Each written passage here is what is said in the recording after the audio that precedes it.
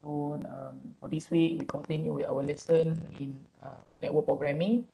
So for this week, we will cover chapter 8, which is parallel computing. Okay. So parallel computing is a interesting concept in programming where it can improve your program performance by doing it parallel. Okay, so sebelum ni um, saya pernah terangkan contoh kalau kita nak buat network programming, kalau kita tak ada concurrency ataupun kita tak buat secara parallel, your server application can only accept connection from one client. Okay, so kalau kita ada concurrency ataupun parallel, what we can do is we can make sure that our server code can have connection from multiple client. Itu yang kita nak. Pasal again, kalau bayangkan you guys create a network application, contoh you guys dah postkan dekat internet, tetapi your server only able to cater one client. Kan? So of course kalau kita buat network application which is always online, it should be able to handle multiple client. Kalau tidak dia counterproductive lah. Right? Okay, sekejap. Saya punya gambar tersekat ke?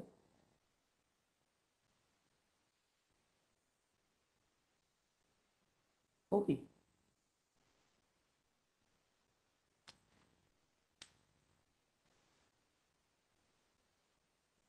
Nampak kamera saya? Tak nampak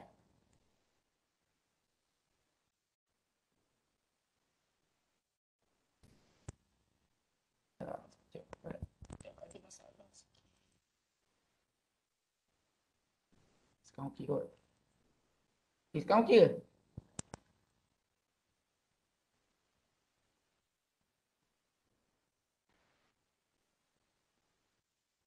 Okay, kita teruskan So itu yang kita akan bincang yang lebih lanjut dalam this chapter lah. So parallel computing So sebelum ni adalah sikit diberikan sikit penerangan, tetapi untuk chapter ni kita akan lebih lanjut berkenaan dengan parallel computing.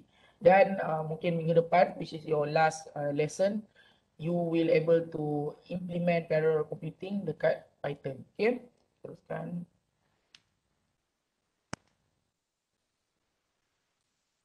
Right, so the outline is first we will have some introduction to parallel computing, and after that, what is the motivating factor that computer scientists atau computer user want to have parallelism in their computer, and the scope of parallel computing. So apa scope dia So by the end of the lesson, you should be able to understand the basic concept of parallel computing, and you should be able to identify different scope of parallel computing.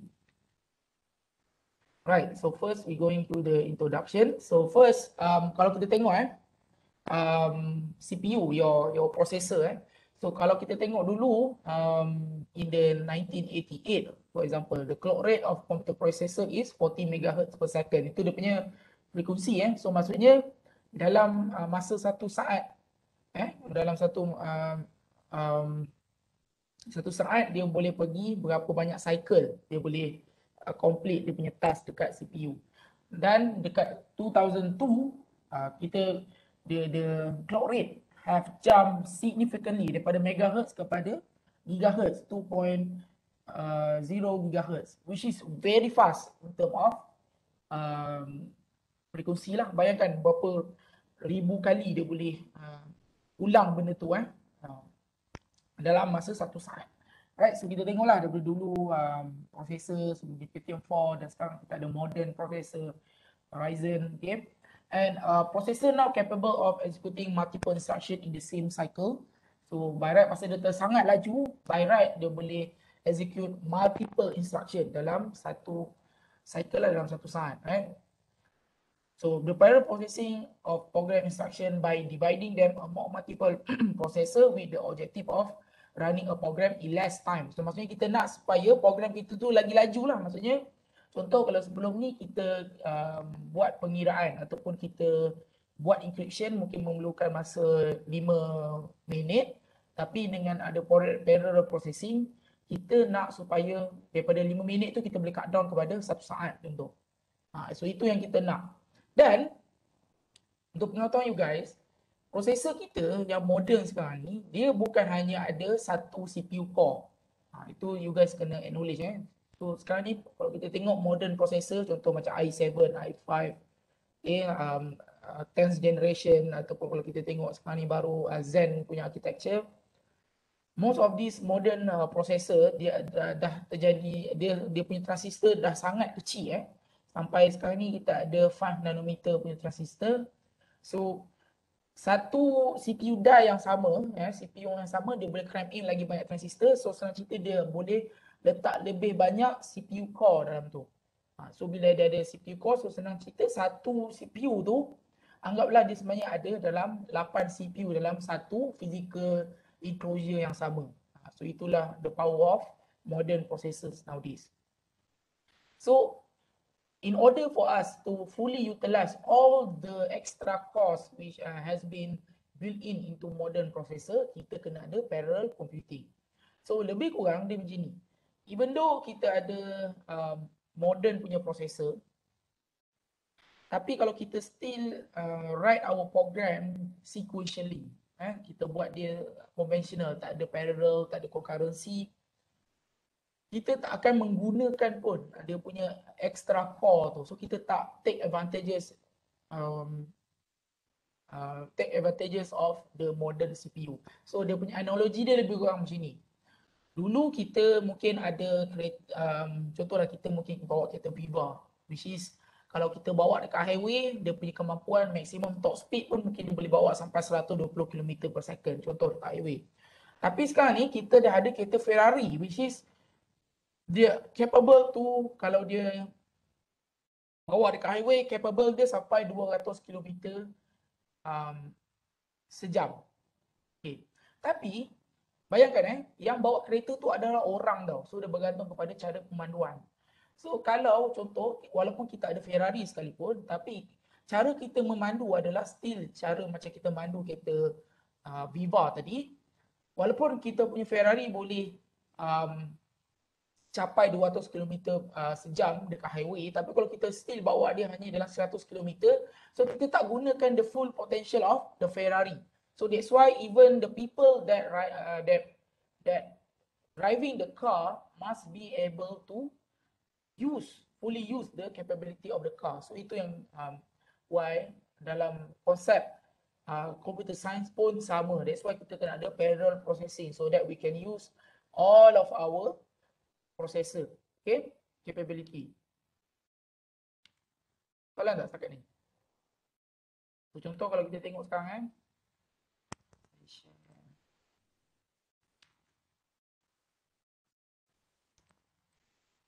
boleh nampak ke saya share task manager komputer saya ni? Boleh sir. Alright, so kalau kita tengok kat CPU, my desktop dekat rumah ni saya guna Ryzen 5 lah ni, quite apa ni lah dah kalau consider dengan sekarang punya technological pace which is dah quite old lah, 3400G dengan ada built-in graphic card.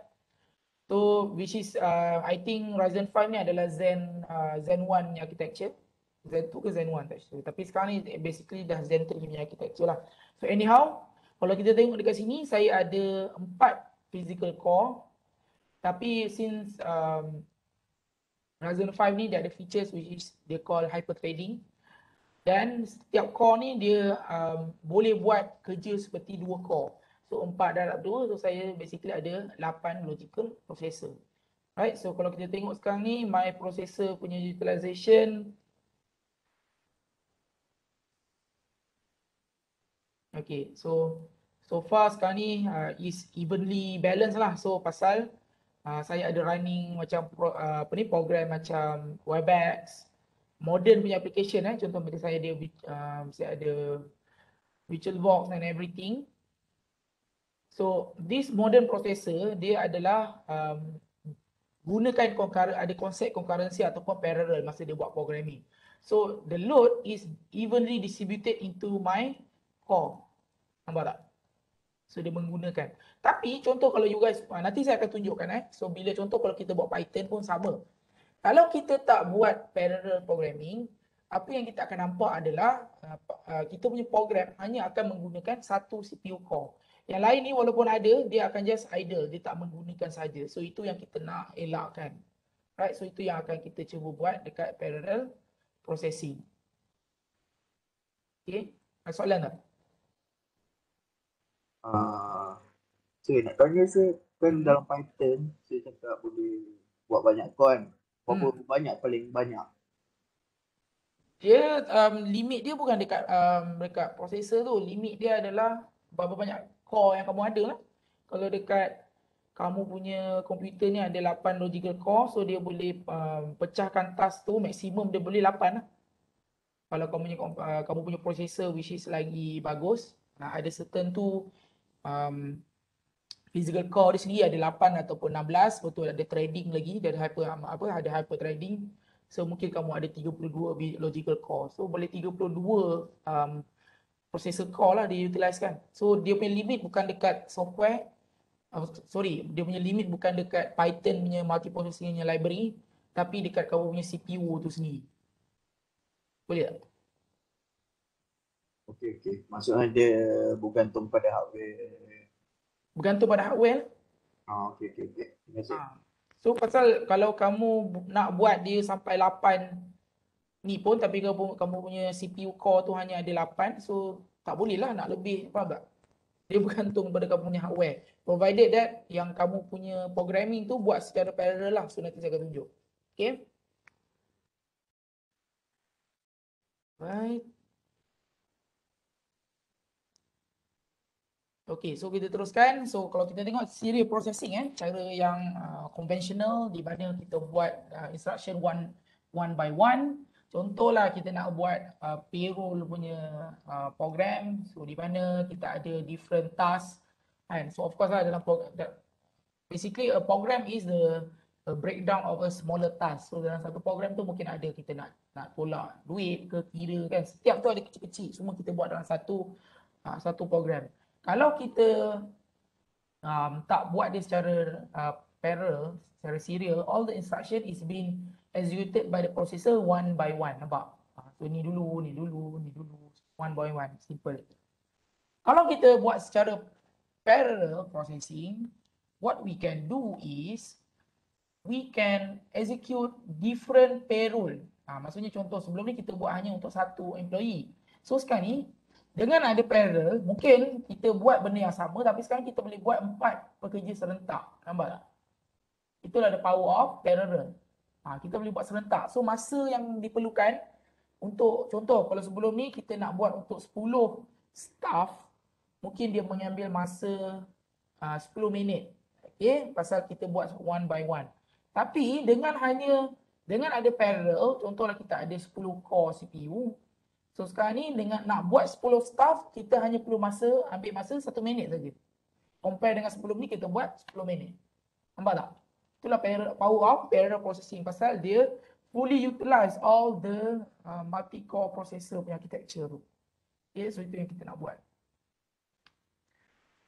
Right, so kalau kita continue with our discussion regarding parallel processing, so if we see in the past 11 years, the flagship Intel desktop processor that now, so contoh kalau kita tengok Pentium 4, time tu dia hanya ada satu core, right, Intel Pentium. Dan time tu dia ada start concept of hyperthreading, HT. Kalau tengok kat kotak tu dia tulis Intel Pentium HT. Tapi anyhow dekat situ, time tu dia punya processor punya frekuensi sangat tinggi clock rate dia adalah 3.8 GHz. Pasal apa yang dipentingkan time tu, apa yang been emphasized at that time is not how many cores that you have, but how the performance of your CPU for single core performance. Maksudnya kalau dia ada satu core tu berapa laju dia boleh process instruction. Itu 11 tahun yang dahulu. Tapi sekarang ni konsep of processor bila kita nak break the Moore's law, dia lain, dia different So kalau kita tengok sekarang ni modern CPU, contoh kita ambil Core i7 6 Gen for example, which is still lama lah, sekarang dia dah 10 Gen.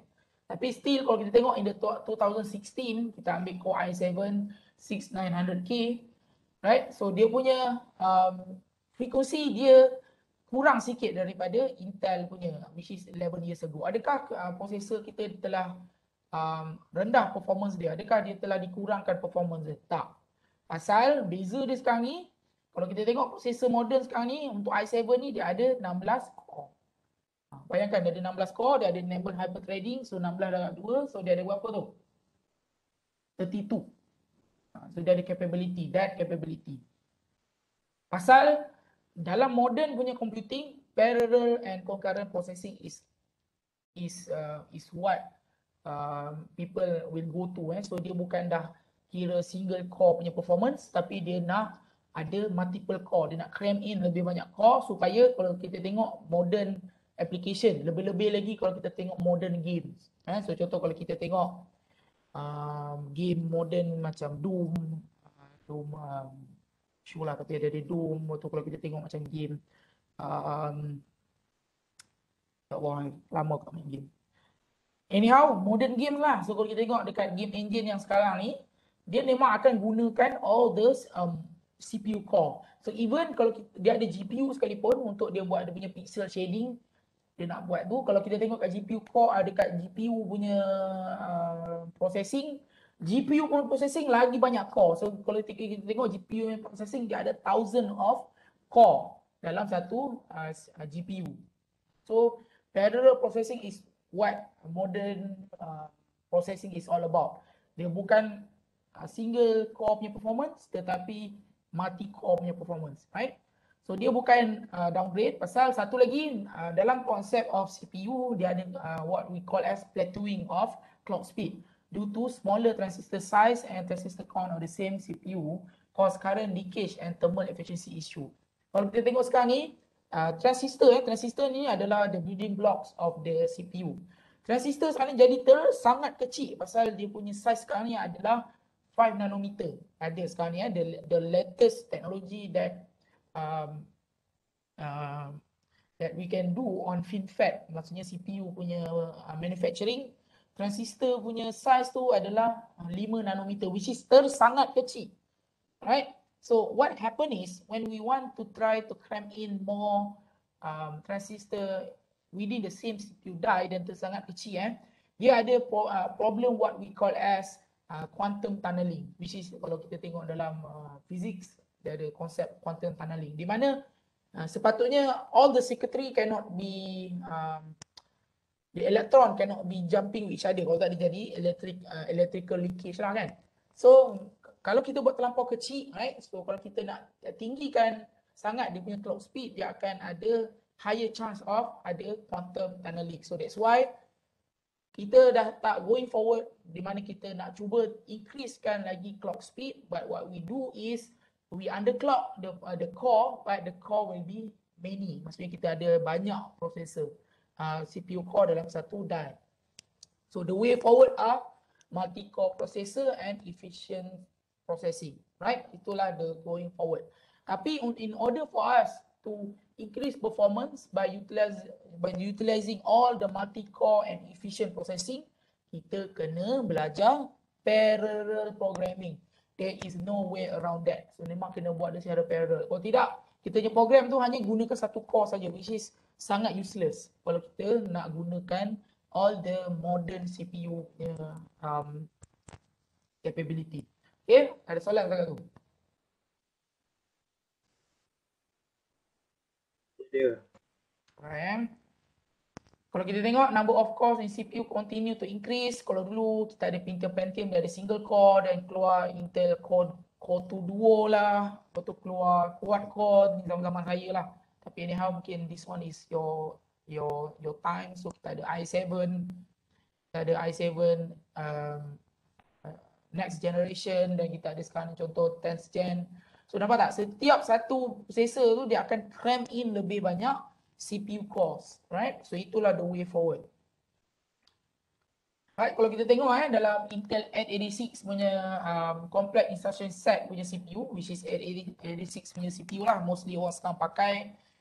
Contoh kita ambil Core i5 6500 Skylake punya architecture. So kalau kita tengok dekat bawah electron microscope, nampak dia sangat kecil tau transistor tu. So dalam satu CPU die yang you guys tengok tadi tu, dia boleh pecahkan. Dekat sini contoh, dia ada satu grafik punya core, dan dia ada CPU core, dan dia ada shared cache, dan dekat sini dia ada dia punya I/O, dan dekat sini I/O punya controller. Nampak tak? So contoh kalau tengok i5 dia ada 4 CPU core. Dan setiap CPU core ni dia ada hyperthreading. So dengan ada hyperthreading, satu CPU core ni boleh buat kerja macam dua CPU core. So satu ni dua, so dua dalam 4, so kita ada 8 logical core. So ini equivalent macam Ryzen 5 yang saya pakai dalam saya punya komputer.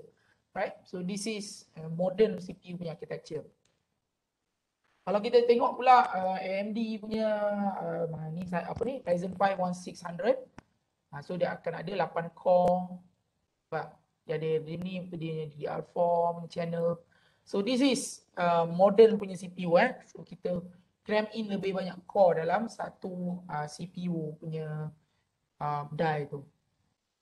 Dan kita ada the latest innovation in the processing punya computing, di mana kalau tadi kita tengok this is based on 886 punya platform, which is digunakan complex instruction set.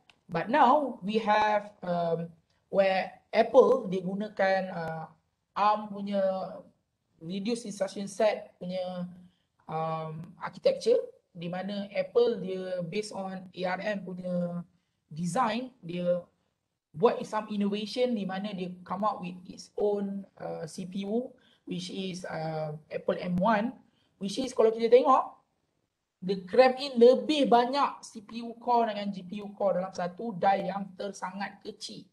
Dan dia ada neural engine and many things dia cram in. Dan dia menggunakan 5 nanometer punya FinFET punya proses. Maksudnya dia transistor dia tu adalah 5 nanometer, tersangat kecil.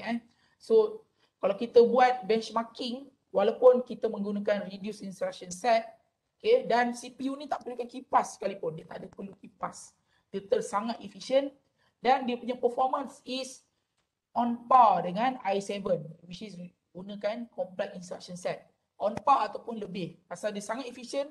Bayangkan kalau kita pakai CPU ini, dia perlukan heatsink and everything.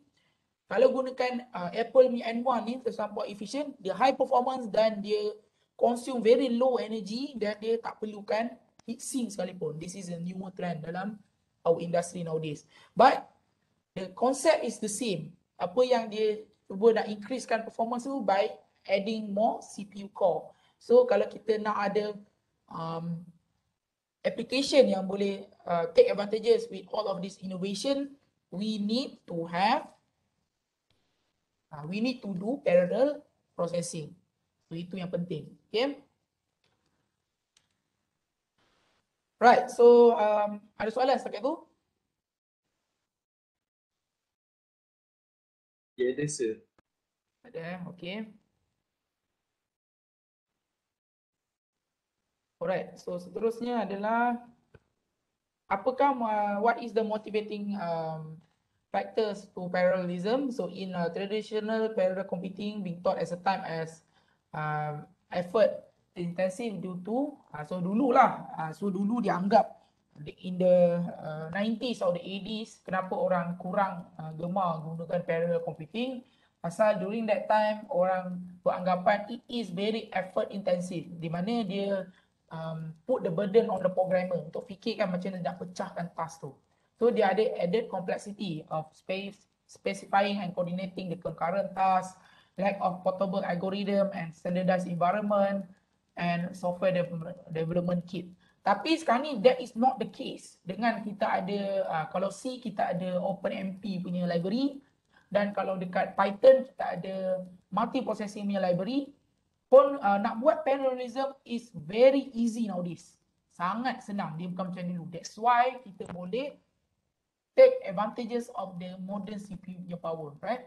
And there is several argument to use parallel computing to improve computing power. Memang ada. So tapi sekarang ni this is not the case anymore. Pasal kita ada ready to use library which is very powerful. And there is also a computational power argument di mana kalau kita tengok dalam computer science kita ada what we call as the Moore's law di mana according to Moore's law every year kita akan doublekan our computing punya power. So setiap tahun kita nak doublekan supaya kita increasekan our. So in order for us to in line with the Moore's law so that our CPU can continue to have more processing power, memang kita kena ada multi-core dan parallel programming. Okay. Alright.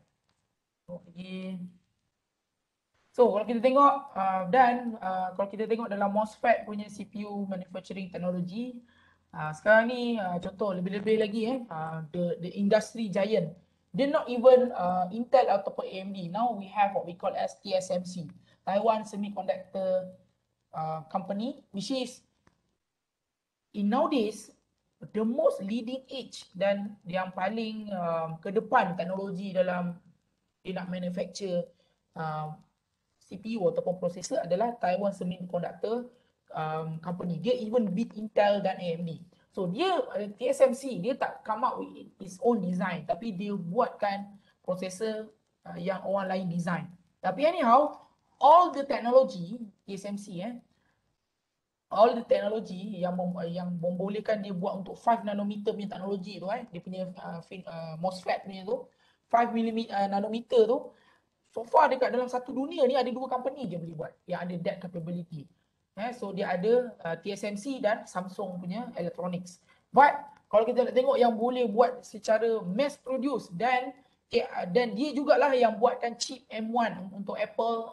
Kalau kita tengok, kalau kita ada grafik card Nvidia, contoh kalau kita beli the new one 3080 ataupun kita beli Nvidia Tesla punya ni, most of those highly advanced processor ataupun GPU is being produced by TSMC.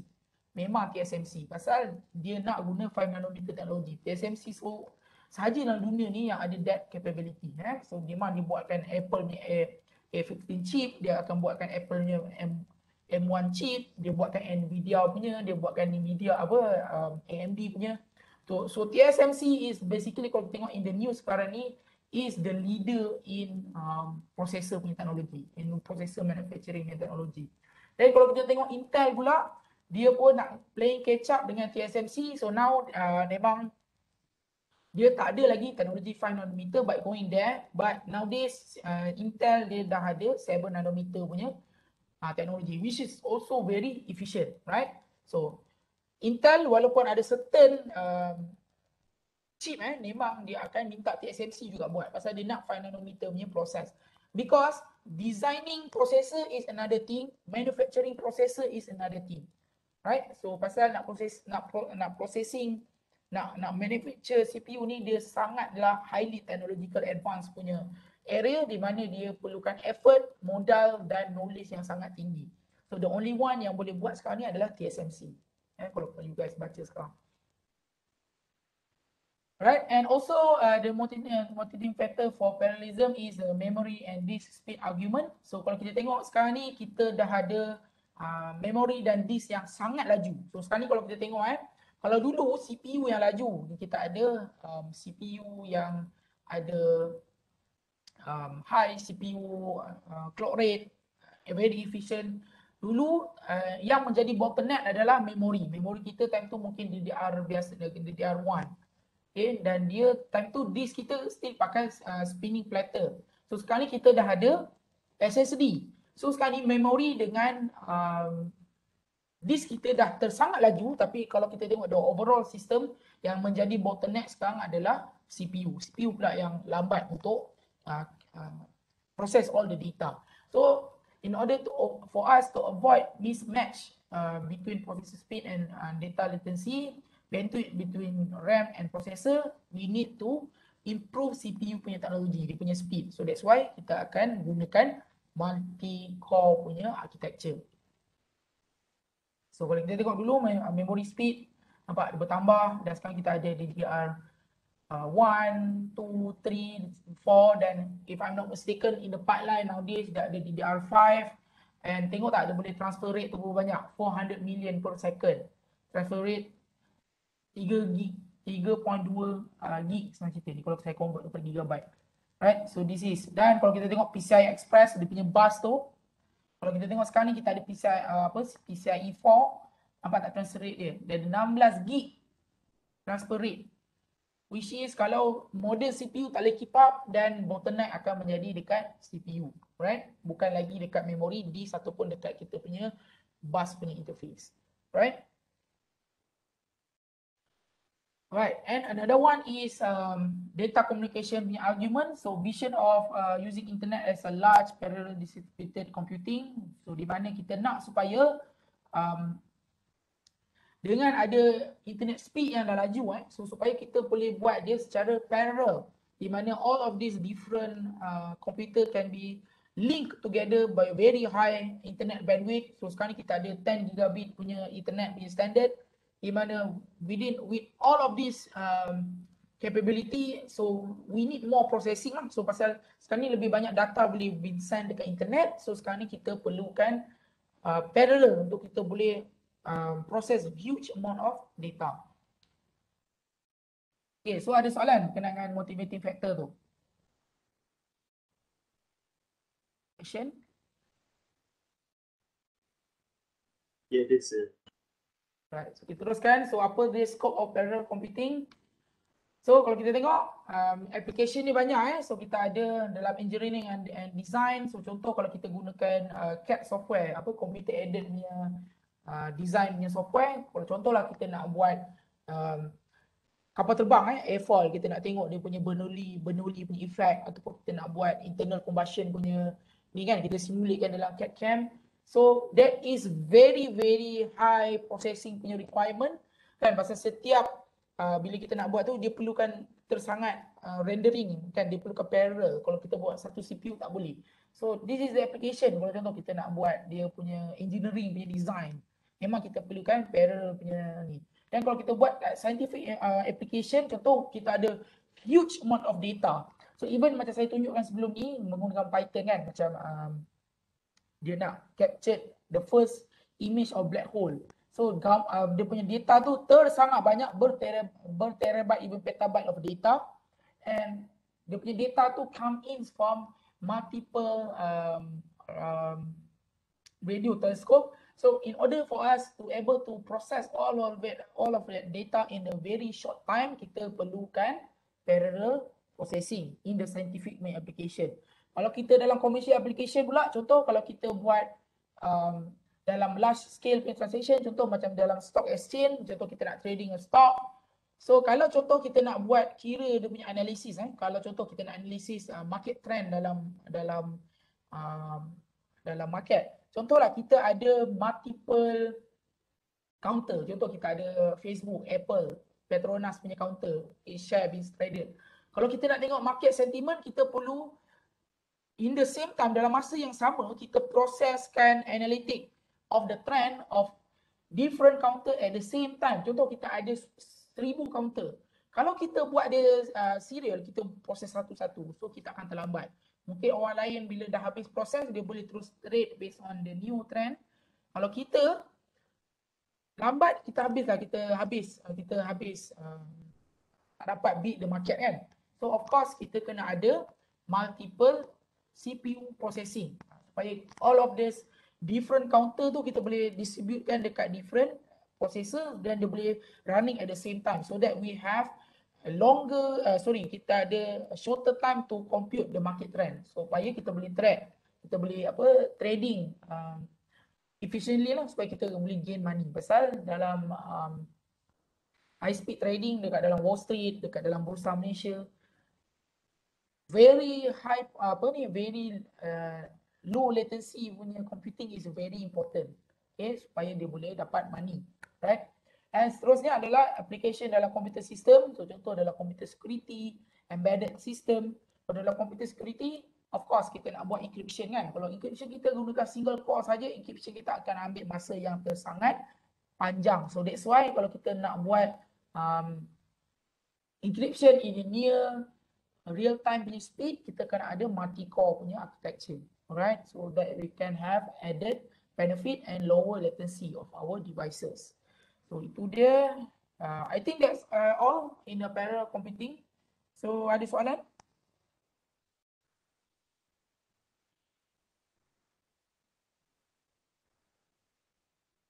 Kan? Ya, ada sir. Ada Okay, so saya mungkin demo sikit parallel computing.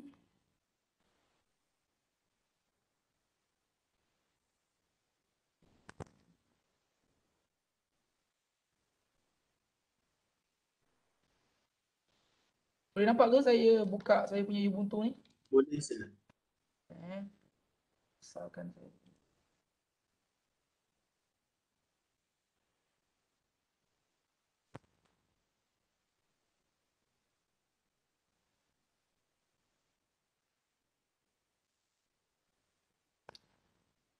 Okay, so kalau kita tengok, so saya ada satu Ubuntu ni, so saya ada buat some parallel processing ni code. Kita akan compare lah, beza time kita buat parallel dengan tak parallel. So sebelum tu kita tengok,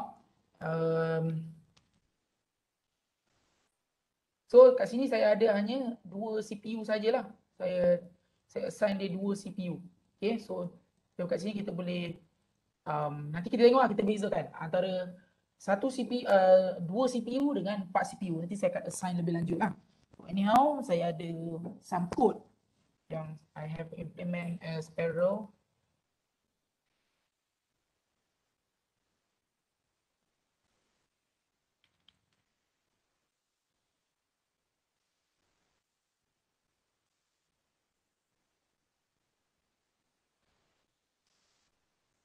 Okay, so first one is, kita tengok kita nak selesaikan masalah apa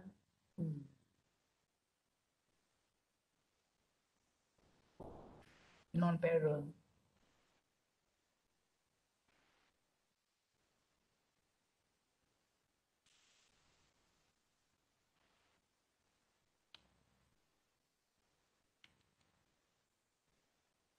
Tak nampak sangat tu. Okay, kita tengok, kita buat apa ni, kita nak kira pi. Okay, kira pi ni dia very kuat, dia nak berapa decimal point dalam pi punya tu kan. So kita try kira tu. So what we do here, ini adalah dia buat sequential, ni bukan parallel dia non parallel. So kita akan kira ini dekat sini. So di mana kita akan setiap kiraan tu kita akan cari the more precise decimal point untuk pi tu. So selanjutnya kita buat dia secara brute force. So antara 1000, 1500 dengan 2000. So kita akan carikan apa ni? Kita akan ulang sampaikan kita ada dia punya decimal point untuk pi tu kan. So contoh kita buat dia sequentially. So saya run dia.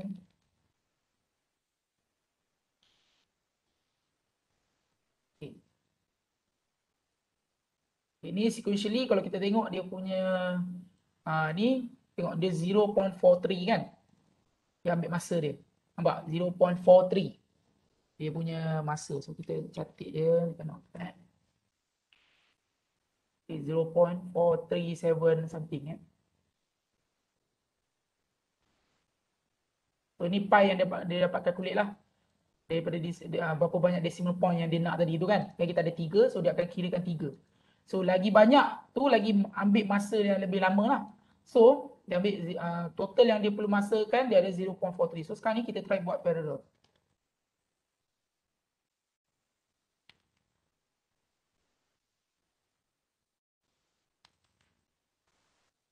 Okay, so I think this is parallel. So beza dia, kita ada multi-processing punya library. Okay, nampak kita ada ni multi-processing library. So ni function yang sama kita define macam yang kita buat dalam sequential tadi. Tapi beza dia kat sini kita gunakan full map. Di mana kita gunakan multi-processing punya library tadi, kita akan distributekan dia kepada multiple core. So, try buat.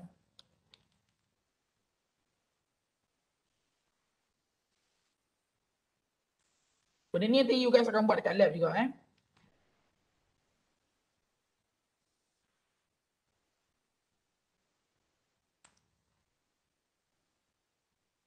Okay, so kalau kita tengok dekat parallel, by right kita boleh reducekan lagi masa tadi, nampak? 0.3642 something, nampak? Okay, so contoh, apa kata kalau saya tambah lagi CPU core saya kan? 0.37 something. So, kalau kita compare kan, walaupun not very negligence, tapi see, we can reduce back the time. Kita akan reducekan lagi, nampak? Tadi, kita ada 0.43 second, so sekarang kita ada 0.3. Kita kurangkan lagi. Nampak? Pasal kita buat dia secara parallel. Okay, so mungkin yang lagi obvious adalah kalau kita buat Monte Carlo punya um, processing. So contoh kita ada satu.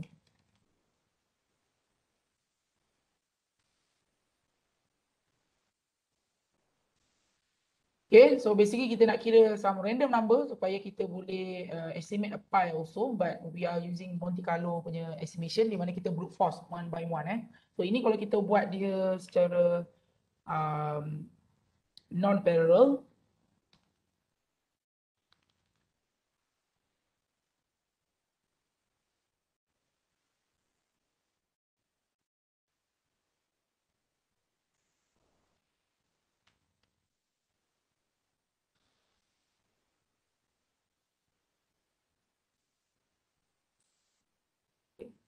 Ini kita ambil masa sikit kita tengok. Ni sekarang ni kita gunakan 2 core CPU. So nanti saya akan tambah lagi so that I can show you how we going to take advantages with all of the computing power.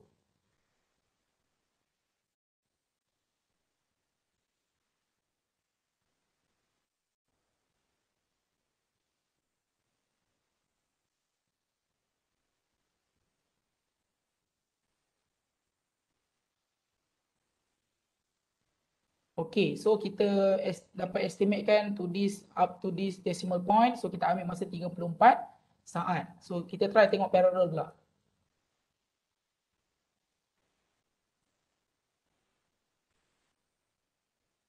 Okay, 34 saat. Dan saya duplicate satu lagi ni untuk kita tengok CPU punya utilization. Okay, kita tengok so sekarang ni kita tak gunakan sangat. So now, kita try. Okay, so kita try run 3.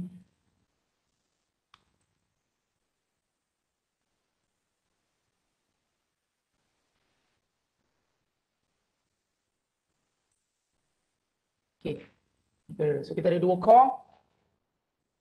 Kita pecahkan kepada 2 core. So kalau kita tengok dekat sini nampak tak? Dua-dua ni kita fully utilize kan? Okay, kita tengok. Nanti kita try pula tambahkan lagi CPU speed kita. Okay, nampak? Kita hanya ambil masa 20 saat compare dengan 34 saat tadi, nampak? Which is very important dalam computing supaya kita boleh gunakan all of our CPU.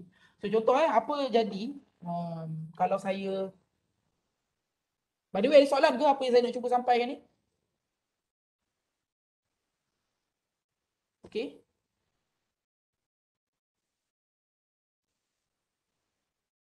Sir, Yep. yang Monte Carlo ni Monte Carlo algorithm tu ke? Betul. Kita buat estimation, kita nak dapatkan buat pi punya estimation tu dengan kita try buat iteration banyak kali. Kita brute force setiap iteration tu. Boleh baca Monte Carlo punya estimation ni. Algorithm lah, kita buat mathematical algorithm. Dia akan try setiap satu tu. Boleh tak?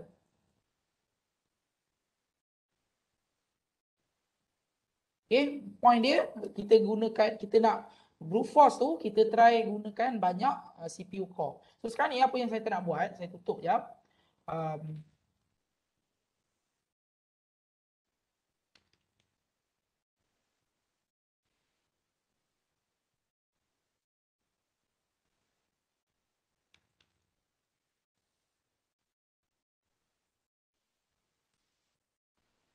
Okay, so apa yang saya nak buat ni, saya nak tambah saya punya apa ni, saya punya CPU.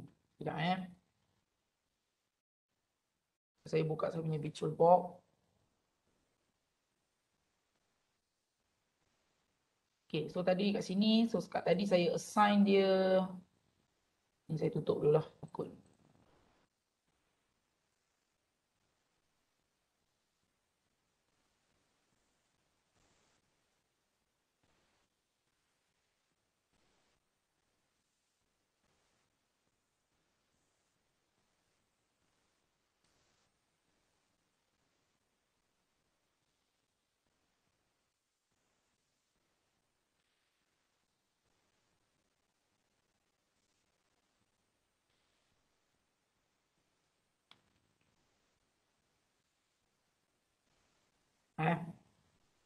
Pasal saya ada 8 CPU core je, so saya nak, okay, saya nak assign lebih. So tadi saya bagi dia 2, so sekarang ni saya nak increasekan dia 4 CPU core yang saya boleh bagi. Saya bagi dia 4, dia share 4 physical CPU core. So kita run balik apa ni, Ubuntu tadi.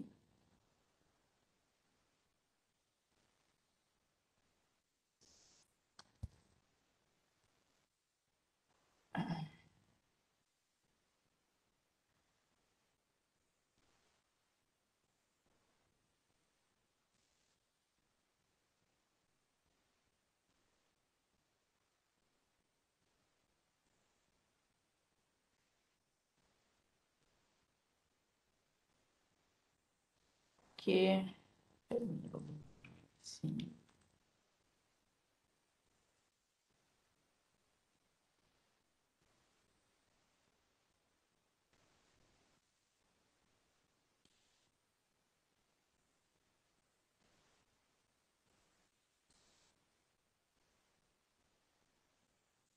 Okay, kalau kita tengok sekarang, dia punya CPU, kita ada 4 core. Nampak? 1, 2, 3. Tadi 2 kan? So, let's try again. Untuk run our CPU. Untuk buat parallel tadi, untuk Monte Carlo tadi. Kita tengok berapa masa pula dia ambil. Okay, so Python 3, parallel multiply. Okay, so sekarang nampak dia dah boleh pecah kan? So, nampak kita dah guna keempat-empat CPU core kita. So adakah kita boleh have more processing power? Okay, nampak? Kita dah reduce kan. Tadi 20 minit ada 2 core CPU. So sekarang kita ada 4. So nampak dia boleh kurangkan jadi 12 second. Dengan hanya kita tambah amount of CPU core kita. Faham tak? Nampak tak kat sini? Yang saya cuba nak sampaikan ni. The power of parallel processing. Nampak? So itu yang kita nak cuba achieve.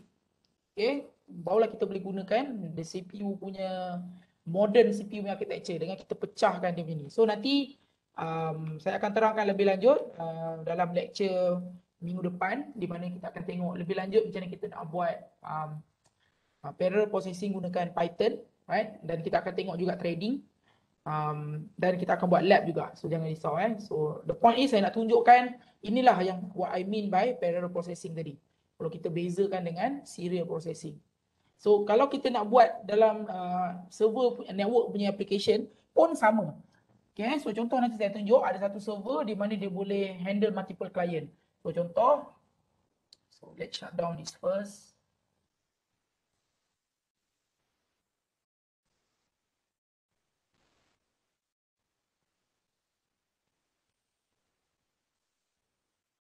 Alright.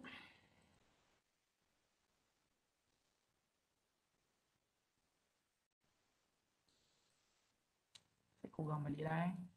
Jadi bagi berapa?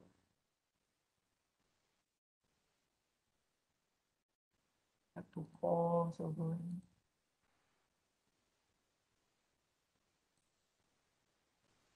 Core, so this one is also.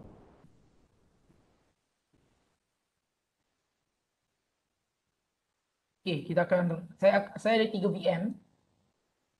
So kita akan run semua ni nak menunjukkan kita buat parallel programming untuk network application.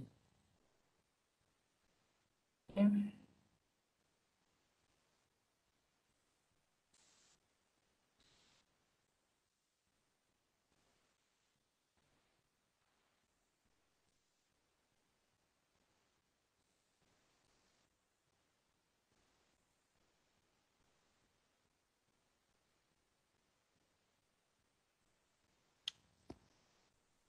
Okay, so let me run my server.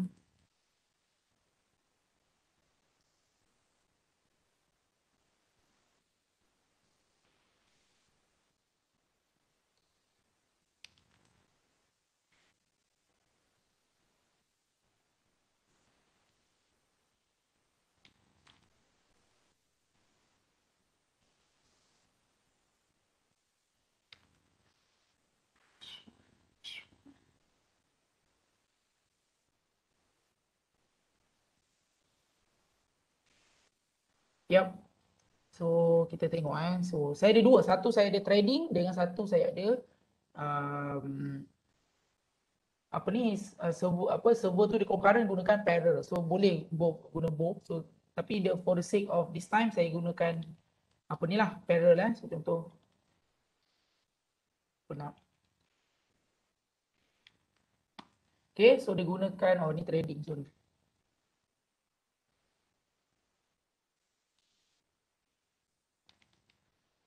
Okay, so ini gunakan multi processing. So dia akan bind dengan port 88.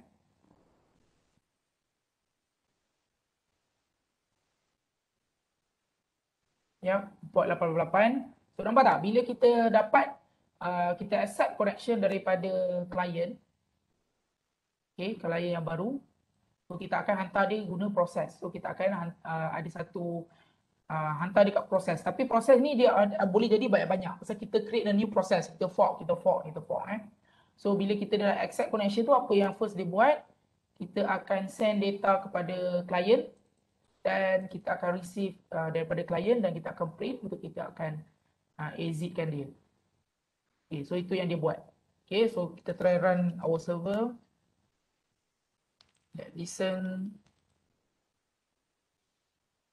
Okay, dia listening. Okay, kita dah bind kat port 8. So let's run our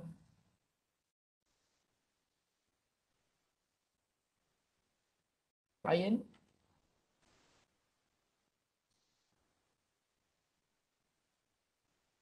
Client number 1.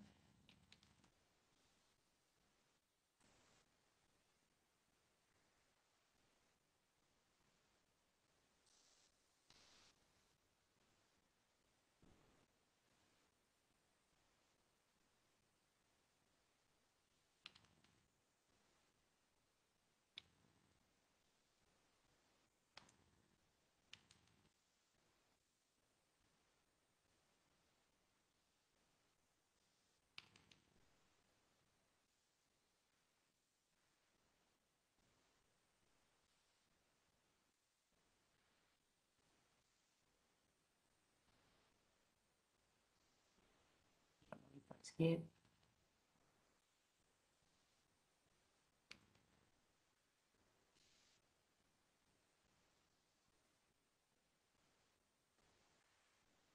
Okay, so kita try run di this one.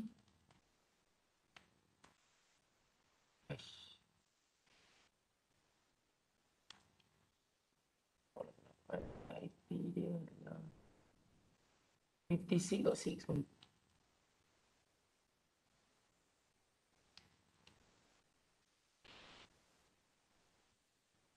Okay. So nampak kita terima dan kita ini kan. So kalau kita ada dua sekali serentak sebetulnya kita buat serentak. Okay, ni ada while. So 56.6.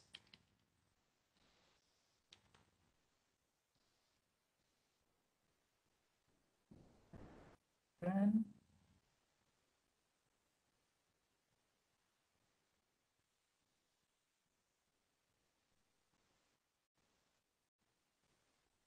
Okay. So ini kita akan continuously connect dengan server kan. Kalau server ni dia tak support multiprocessing, nanti kita akan tunjuk. Dia tak boleh, memang dia tak boleh handle dalam satu masa yang sama lah. So anyhow, saya tunjuk dulu. So kalau sini. Okay, so contoh dapat daripada server, welcome to server. Lepas tu nanti contoh kita try test. Kita hantar test kan. So dia continuously, so server reply balik sum ni. So contoh saya ada lagi satu klien. Saya run lagi satu klien.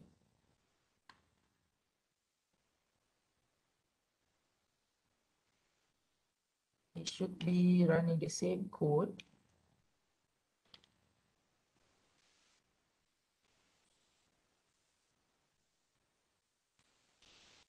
Okay. Okay, saya tukar IP 56. Ni server saya. So saya run balik Python 3 multi-client. Nampak? Dia boleh nampak? Dia boleh simultaneously connect kan? Tu. Nampak? Pasal setiap kali ada connection, setiap satu ni kita akan ada proses yang berbeza yang akan handle client tu. So kita boleh buat dia multi processing lah, menggunakan multi processing library. Guna trading pun boleh. Tak apa, nanti kita akan bincang lebih lanjut ketika sesi lab, boleh tanya So ini just demo saja. So contoh dekat bahagian server ni, so kat sini saya interrupt dia. So I think saya interrupt dekat sini, nanti saya tak boleh guna port 88. So anyhow, sekarang ni tadi code kita gunakan multi processing kan.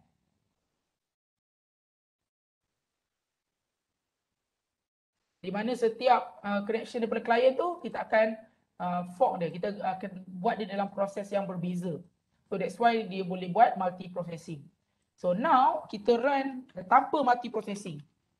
So buat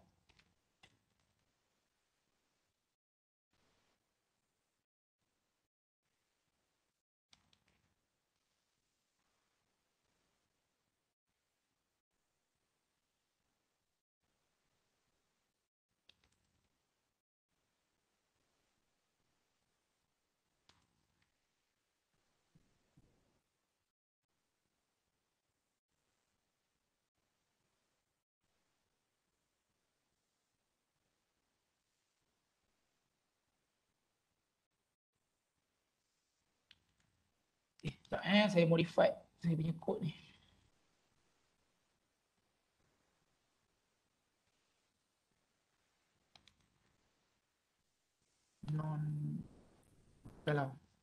Non multi processing. Okay. So instead of we've done this,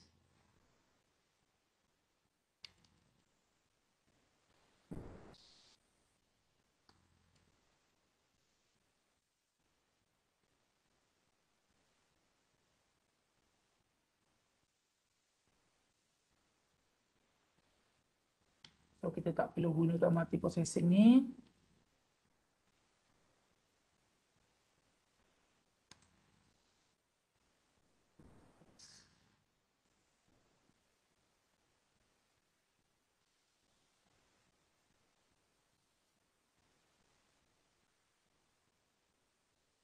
Ni semua kita buat dekat dalam single process.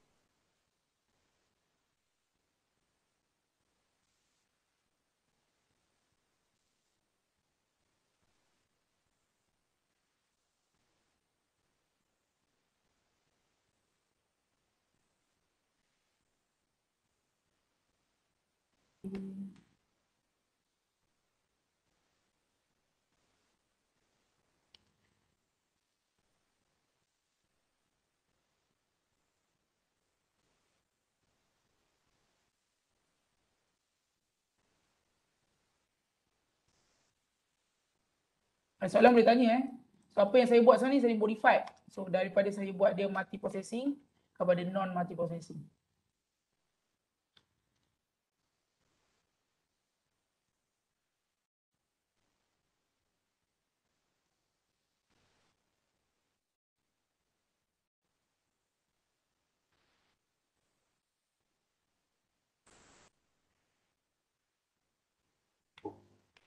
So, jadi kalau buat non-multi processing kena buat 2 kali kod tu. Bukan kena buat 2 kali. Dia Oh, tak padam. boleh, dia buat satu-satu. Maksudnya tengok nanti saya tunjuk. Dia padam. Kalau tak panggil function tu pun, kalau saya tak padam pun tak apa. Pasal saya tak panggil pun function tu. So, contoh. Okay, kita try run ya.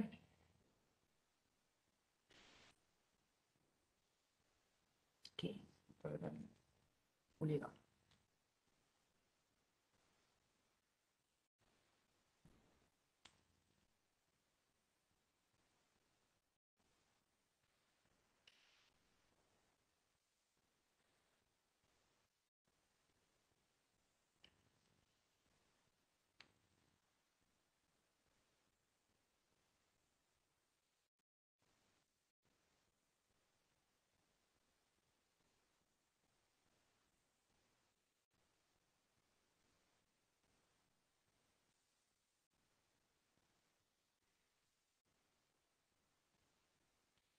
Sekejap kalau jadi.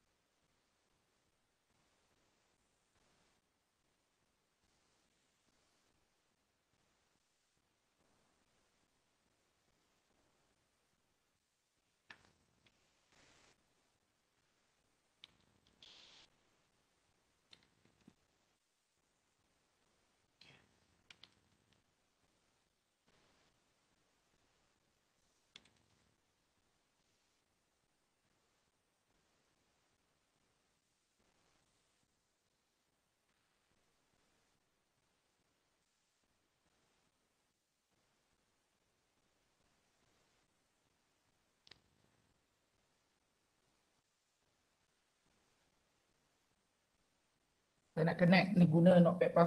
Pasal kalau kita kadang-kadang dia akan jadi indentation error kalau kita directly guna nano tu. Dan saya pun dah biasa guna ni sekejap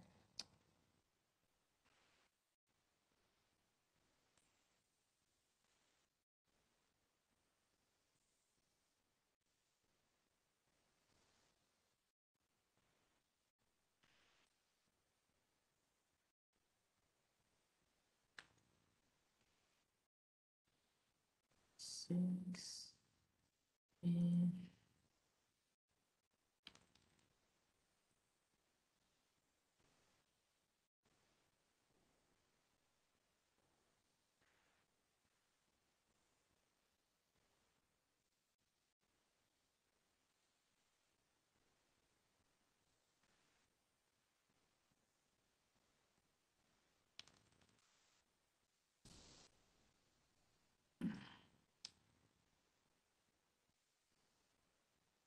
Um,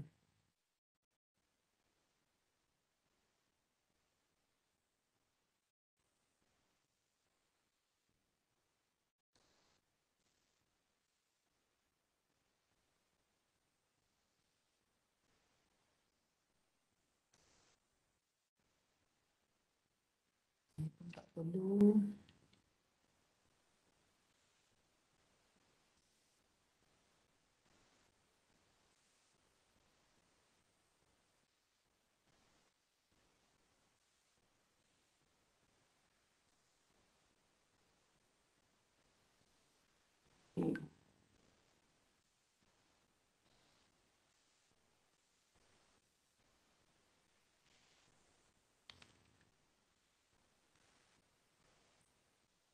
Okay, dia dah listen Okay, so sekali dia bukan multi processing. So kalau kita run balik, I think dia bind dekat port 88, ya. So kalau kita tengok dekat sini, so sekarang ni I think kalau kita connect balik,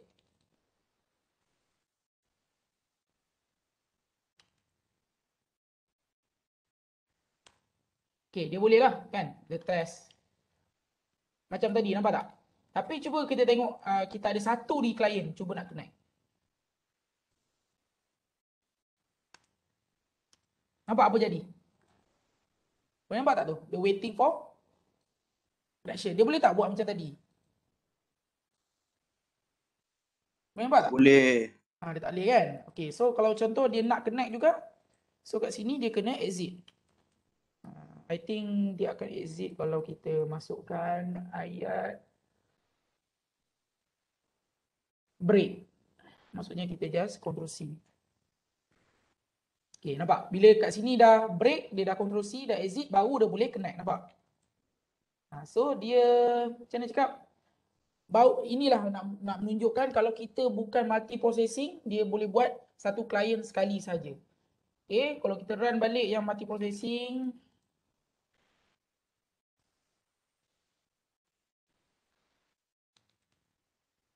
okay, so kita run balik, dia boleh serentak lah balik, kan? Itu yang kita nak buat, supaya either kita gunakan multi-threading ataupun multi-processing, supaya eventually ultimate goal dia kita nak ada concurrency, dia boleh handle multiple client. So untuk project you guys, dalam group project mesti ada concurrency ni. Okay, buat any application pun dia mesti tunjukkan boleh buat concurrent. So itu dulu saya demo, nanti time lecture minggu depan saya akan ajar lebih lanjut macam mana nak implement dia gunakan Python. Dan juga saya akan tunjukkan dekat dalam sesi lab kita. Okay, so ada soalan apa-apa lagi? Sir, nak tanya sir. Betul tengah buat coding kat bahagian client. Lepas tu ada keluar coding, dia cakap connection refuse. Nak buat macam mana? Kena buat ni, dia bukan connection refuse. Kamu kena buat apa ni, try. Contoh, kod dia. Tadi dia run multi client.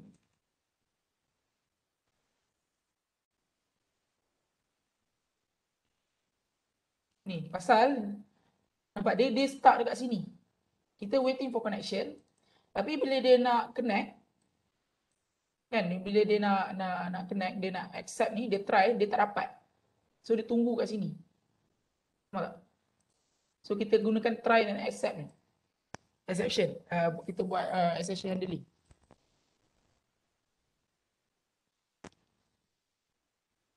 Okay, baiklah.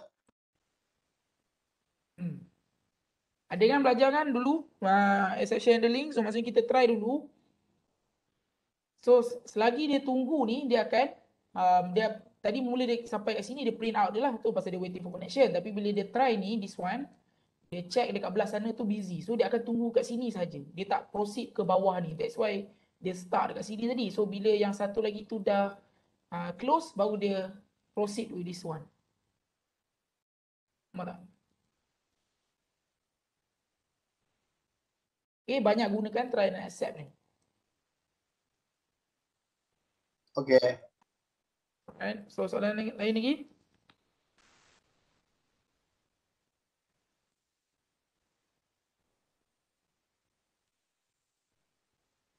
Tak ada. Kalau tak ada, then